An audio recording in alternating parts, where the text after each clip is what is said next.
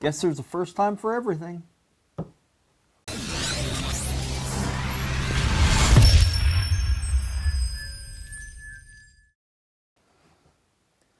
Hey, thanks for stopping by the Concealed Carry Guide. Today we're going to take a look at the FNS9.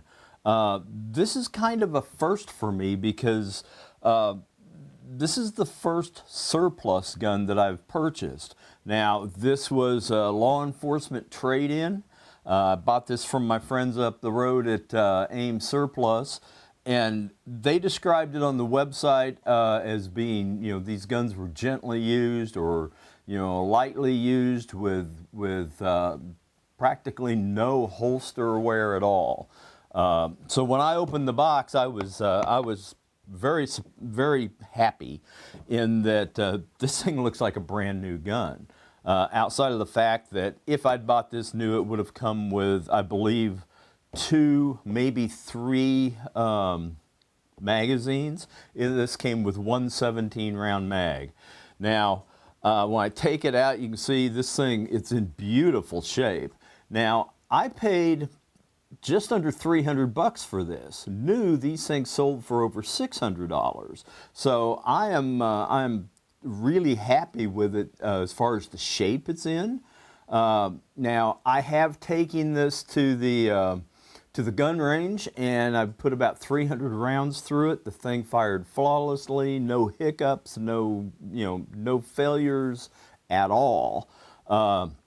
And I shot a couple of different types of ammo through it, from some high-end ammo to just pretty much inexpensive range ammo. Now, let's take a look, make sure we're clear here. We are. Get this out of the way. The gun feels really nice in your hand. I mean, for my hands, it fits very well. I like the trigger. It's pretty crisp. Everything about it just seems to work really well. And I was surprised at how accurate the sights were all set up perfectly. I mean, it was dead on the money when I was shooting it. There's just not a lot of bad things to say about this. I've had no issues whatsoever. Now, there is a quirk we'll get to a little later, and it's not really a problem. It's just a way that this gun is field stripped, and if you don't know this one little trick, it can be a little frustrating. But once you understand what it requires, it works great. Gosh, I wish I had targets to show you and show you some action shots of it being shot. But I went to the gun range just before the lockdown for the coronavirus. So at this point, I haven't had a chance to get to the range and actually shoot any footage of this in action. But it was perfect. As for my first purchase of a surplus gun, I'm nothing but happy. It's a very nice gun. It shoots well. I like the texture on the grip. It's kind of aggressive, but it's not uncomfortable to hold and grip. This particular one came. They all come with a 3-dot sight. This particular one came with night sights, tritium night sights. So I got no complaints there. There is a quirk. We'll say that's really not a quirk because it was designed this way, but a little thing that you need to know about taking this gun down, field stripping it, and we'll get into that. So I don't know. Let's get into field stripping this one.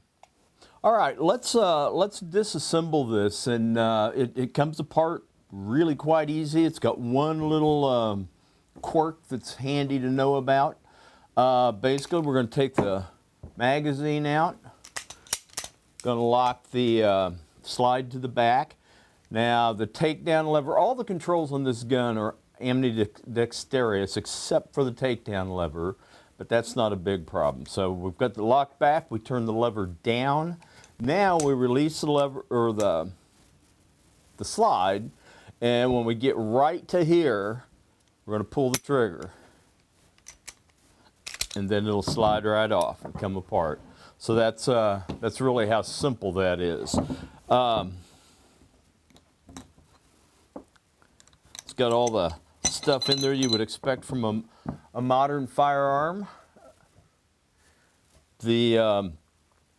Basically, we've got a stainless steel slide. It is coated in black. We have a stainless steel 4-inch barrel. This barrel has a 1 in 10 twist. It also has a polished ramp and a polished chamber. Captured spring on the guide rod. We've got pretty good size rails on here. You know, a lot of rails on polymer frames are much smaller than this. This has got pretty robust rails. So that's basically how it comes apart. Now let's put it back together. We're going to take, barrel goes in, guide rod goes in. All right, then we're just going to take it, slide it back onto the rails, push it back, and let's see, we're going to lock this back.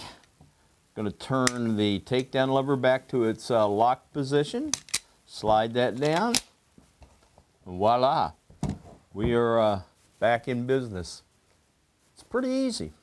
But the main thing to remember is that after you've got the takedown lever turned down, is slide the slide forward. When you've got it kind of back in its normal position, you need to pull the trigger. If you don't do that, the slide's not coming off. So, once you get it slid back, pull the trigger, it should slide right off.